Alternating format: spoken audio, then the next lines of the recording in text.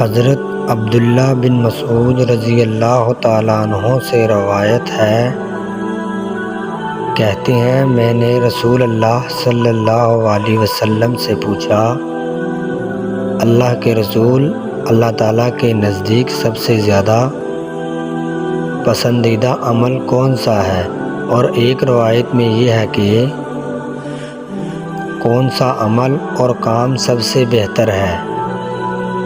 آپ نے جواب دیا، نماز اس کے صحیح وقت پر۔ میں نے پوچھا پھر کون سا عمل؟ آپ نے فرمایا والدین کے ساتھ حسن سلوک کرنا۔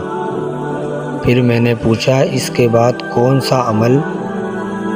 آپ نے فرمایا اللہ کے راستے میں جہاد کرنا۔ مزید احادیث سننے کے لیے ہمارے چینل کو فالو کریں۔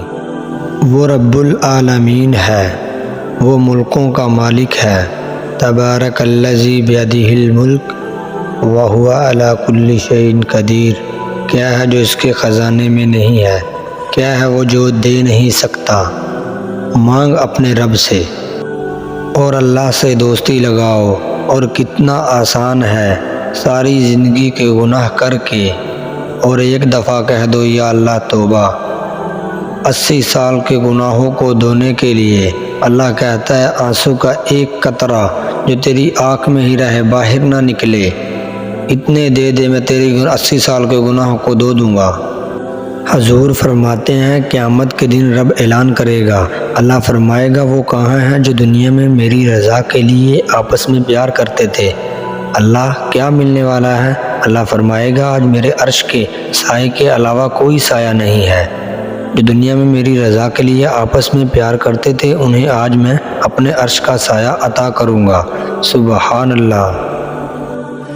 بے شک اللہ اپنے بندوں پر بڑا ہی مہربان ہے اور نہایت ہی رحم کرنے والا ہے، رؤوف الرحیم ہے، بڑا مہربان ہے، کرم فرماتا ہے۔ اللہ تعالیٰ اپنے بندوں سے بہت جلدی راضی ہو جاتا ہے۔